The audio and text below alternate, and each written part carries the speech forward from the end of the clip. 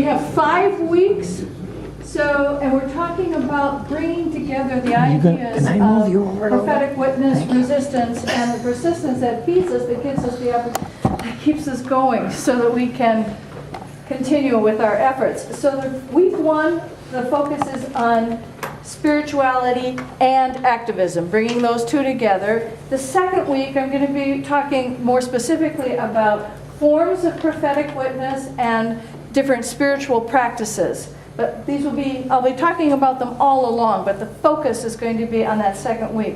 The third week, we'll talk some about nonviolent resistance. And the fourth, we're going to talk about agitation, which is a word I searched for, but it works. And week 5 is, I'm calling just the way forward, or the call forward, which will focus more on discernment. Because one of the things that I hope we're able to do in the course of this 5-week session is, as you're going through the material with me, thinking things through, talking with each other about it, that you will also be attentive to where the Spirit is leading you in this particular time, in this place where we are situated. It really is a Lenten study for the time in which we find ourselves. So that's the overview of the 5 weeks. Then the format that I will be following each week is I'll start out with some introductory ideas, hopefully very brief. Okay, so the introductory comments, just some ideas to toss around, and then 2 sets of quotes of prophetic witness. One from the Bible, one from our Christian heritage, and mostly Christian heritage, but I might throw up something by Gandhi. The idea is to have something that comes from the biblical source and some that comes from the theological tradition in which we stand. And then that will be followed by contemplation of those texts, which is why I wanted to be able to show them to you.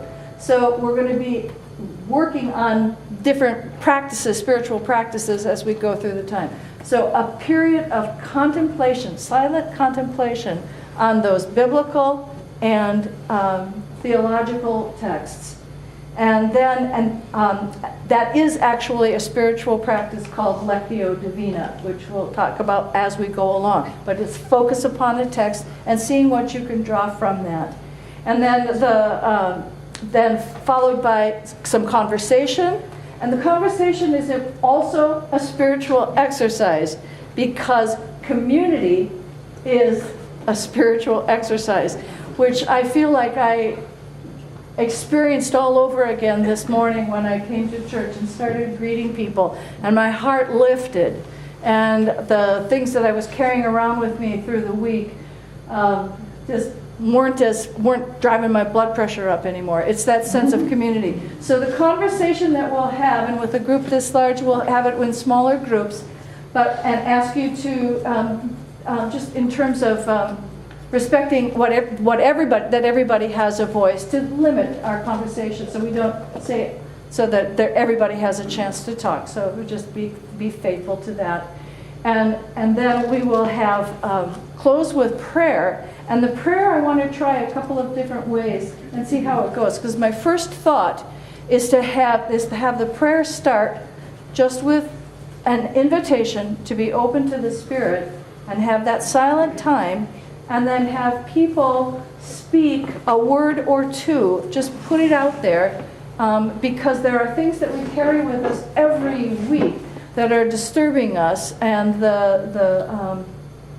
the onslaught of change and the level, the pace of things is very disturbing to us, because we're being inundated, we're being overwhelmed.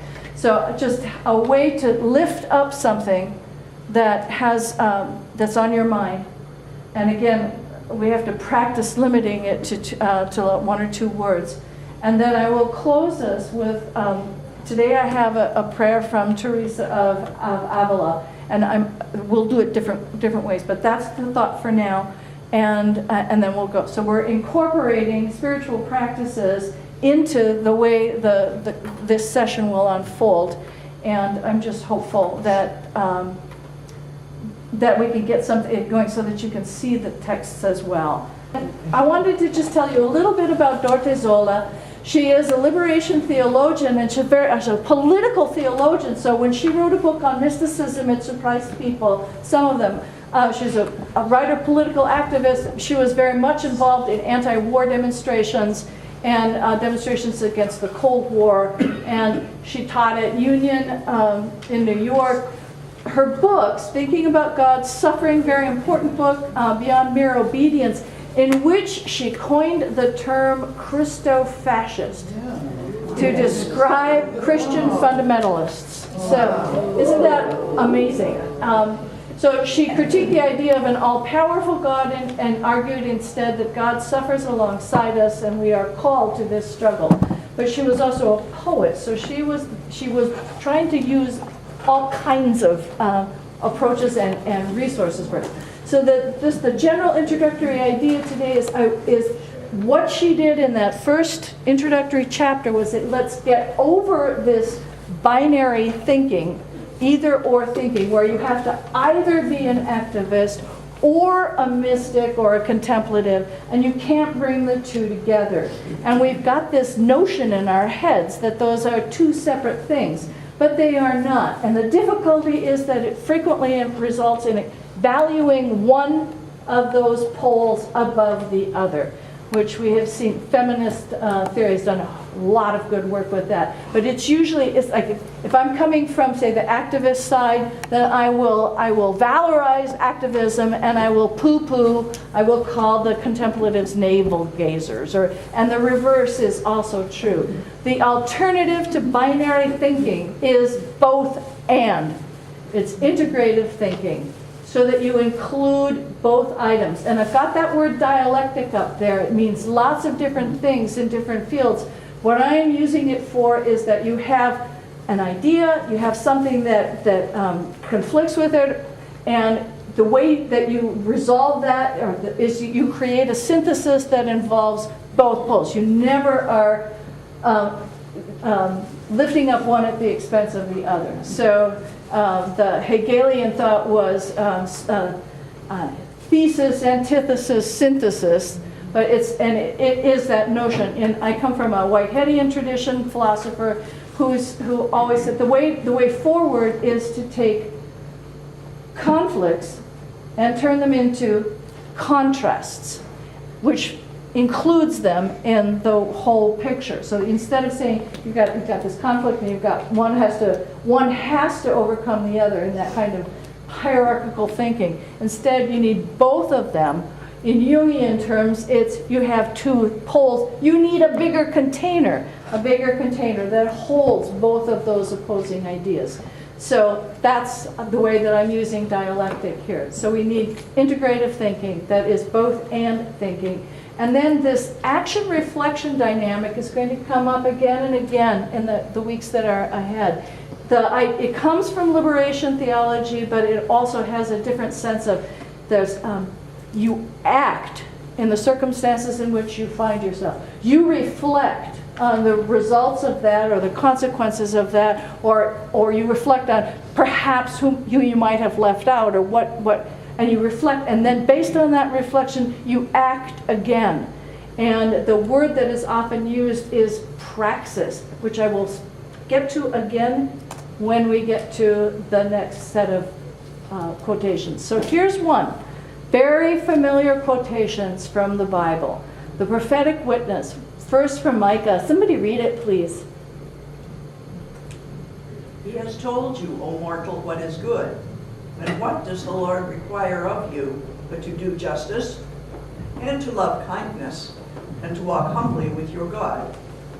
And I'm going to read the next one because this is something that I feel very strongly about. When we say the Lord's Prayer in worship, we say, Thy kingdom come, Thy will be done, on earth as it is in heaven. Whereas if we said, Your kingdom come, Your will be done on earth, it gives a different way of reflecting on that prayer. And I would love to have this congregation slowly come around to where it becomes comfortable to say, your will be done on earth. Because that is something, it connects it in a way that the way we recite it has ruptured. So if we're thinking about a both and, a spiritual practice and a activist kind of response, we've got to do justice. If you look at the verbs, we do justice, but we love kindness. That's a contemplative approach. And we walk, and an action, but how do we walk? We walk humbly. So, and then your kingdom come, your will be done on earth. And I'll just kind of go back and forth between these two when we get to the contemplative part. These are quotations from that section from Dorothy Zola. She said, I'll let somebody else read it, save my voice. Somebody else do that one. I will. Thank you. The history of mysticism is a history of the love for God. I cannot conceive of this without political and praxis-oriented actualization that is directed toward the world. Somebody read the next one? May the one who also cries in us help us all to learn, to hear the cry in the foundations of the world. And a little explanation of that one, if you did not read the introduction, she goes through, there's a mystical text that has different names for God, and one of the names for God is the silent cry. And if we think about that as a name for God, the silent cry, it is both an invitation to hear, which is an invitation to some form of contemplation, but also then to respond, that we respond to that cry, and it asks us to do something. And I'm going to lift up praxis again here. Praxis is often just translated as the practice, right? It's the practice of doing something. But praxis in a liberation theological mode means something else. It means that you pay attention to the context in which you find yourself, as well as to the biblical and the theological tradition. And all three of those go in to inform how you respond now in this moment. So praxis has that different meaning, that your practice derives from how you read or make meaning out of the present circumstance, how you read the Bible, and how you understand the theological tradition in which you stand. So I'm going to stop talking now, and I'm going to go back to the silence. And as you look at these, see, the practice of Lectio Divina is to see how this sits within you, if there are words that you feel more. And think in terms also of where we are, the circumstances in which we find ourselves, and then, because that is part of how we receive this text. So I'll be quiet, and then after a little while, I'll go to the Dorothy Zola quotes as well.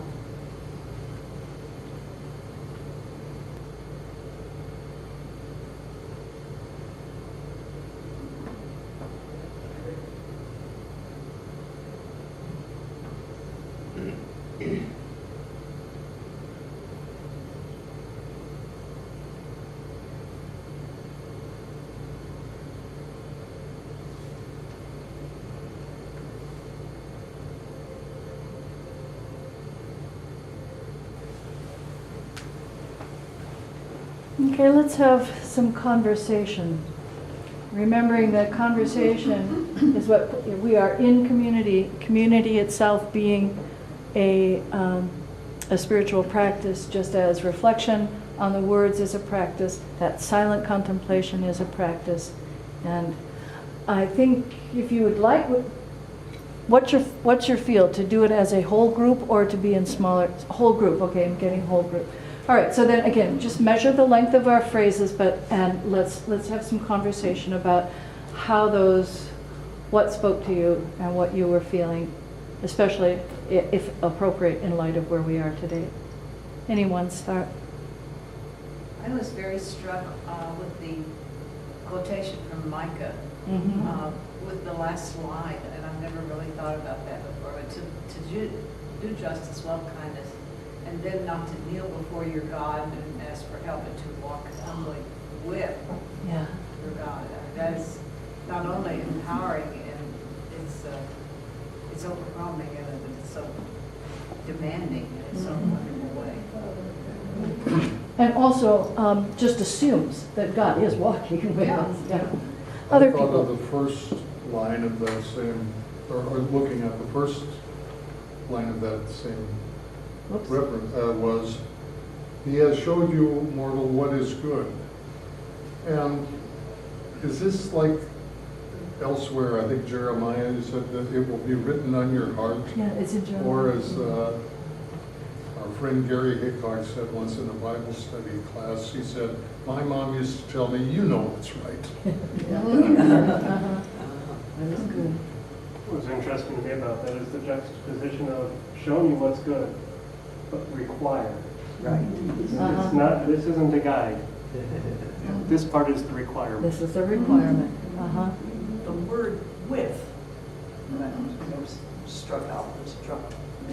Uh-huh. You know, you're with God, and I imagine that is the big part of the love of God, the love for God. I'm struck in this one, the phrase, the love for God. Usually we speak of the love of God Uh-huh. for us. Yeah. But this is our love for God, which is expressed through directing action into the world. Yeah. I like the pairing of do justice and walk humbly, because I often worry about our own sense of what's justice. Mm-hmm. But if you pair that with walking humbly with your God, I think you have less of a chance of becoming self-righteous. Mm-hmm. That fits with the comment that you made about the vessel. We need to hold both in that vessel.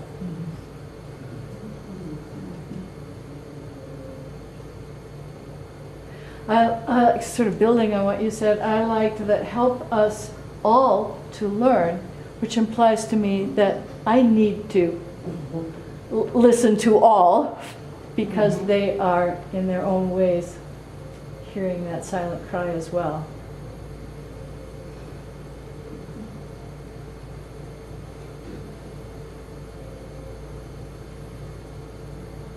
I'm concerned about the people who demonstrate for justice, but then resort to violence and doing things that harm people.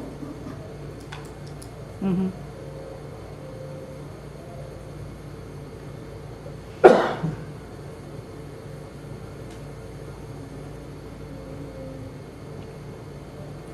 Is there a way that you can take any of these quotations into the work that you are doing, or what you have been doing in the past week, which may be that you called legislators, or it may be that you attended to the news and tried to take in all that's happening? So in other words, a whole spectrum of ways that we have responded to what's going on. Judy? Well, as I said at Caring for Creation, when I called the legislative aid about the getting rid of the solar panel incentive, I did ask if any other people of faith had called me, or community, because I represented our committee, and he said no. And I thought, well, okay, this is important to do, maybe. I mean, to speak from that voice. To speak from the voice of faith. Uh-huh.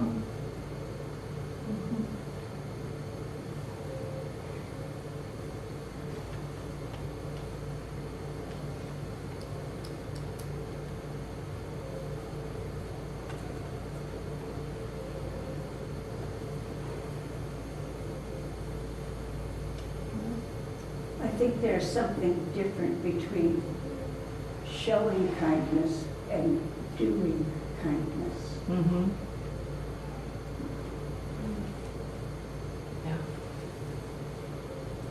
One of the things that comes to my mind is that I went to the rapid response training Mm-hmm. this week, and one of the things that I learned is that a person who goes to be with or be in a situation where there is a raid and people are taken, is that as an observer, as a moral observer, I say nothing. Absolutely nothing. Which is hard because of what you're observing. And so your comment about what was the title for God? The silent cry. The silent cry. Yeah, God as the silent cry.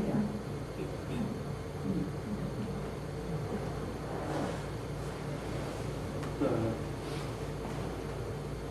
piece about from the Lord's Prayer, I actually like that there's a pause. Yeah. Thy will be done, period. Uh-huh.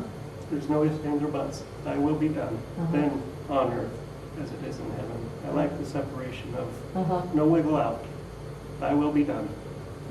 Leave it at that. Valid point. Then on earth as it is in heaven. I was focusing also on the idea of thy will. Because so often we think of that, or that God urges us towards justice. There are the commandments. There are all these different kinds of things. Lots of stuff in the Hebrew Bible about justice and doing justice. But the will of God is also to love and to have that kind of compassion, because both testaments speak repeatedly about a God who is constantly reconciling God's self to us. So there's always that compassion and there's always that sense of forgiveness. And so the will of God is also toward compassion. And it's a way that I hadn't thought of before, where that one word implies or includes those it's a both and word, because it includes the invitation to a spiritual practice, as well as an invitation to act justly in the world or act for justice. So that hadn't leapt out at me before. So we're here. We've talked about, I'm going to just go back to this one. Now I figured it out. Okay.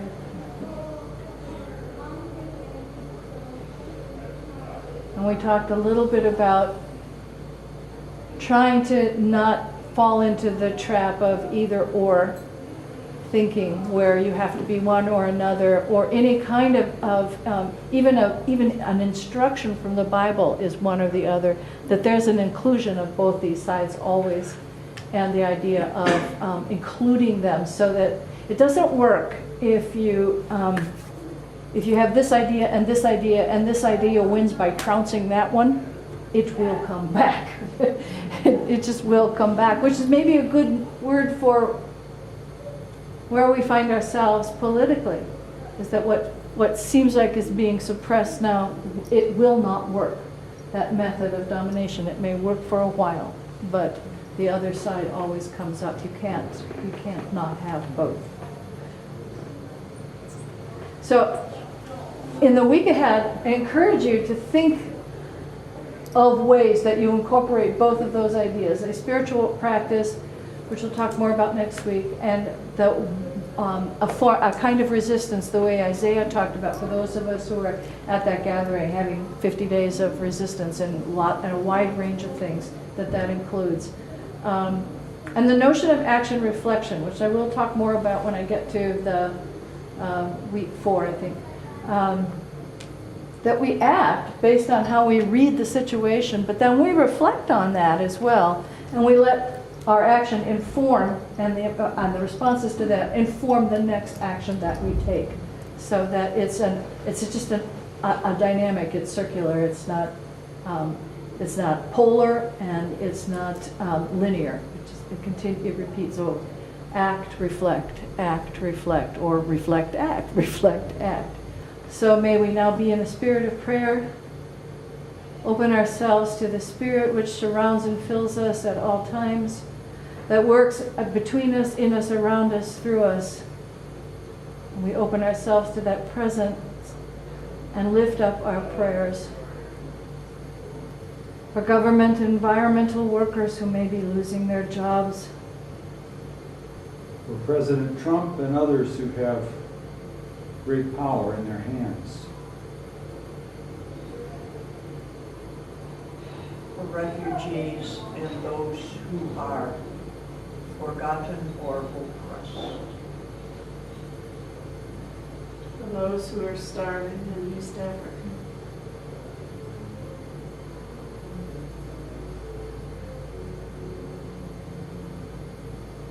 For help to do what we can.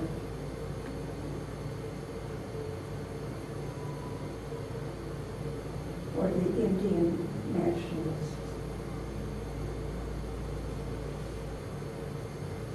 For the peacemakers. Christ has no body but yours, no hands, no feet on earth but yours. Yours are the eyes with which he looks compassion on this world. Yours are the feet with which he walks to do good. Yours are the hands with which he blesses the world. Yours are the hands, yours are the feet, yours are the eyes. You are his body. Christ has no body now but yours. No hands, no feet on earth but yours. Yours are the eyes with which he looks compassion on this world. Christ has no body now on earth but yours. Loving God, may we be those hands, those feet, those eyes, that compassion in this world. Amen.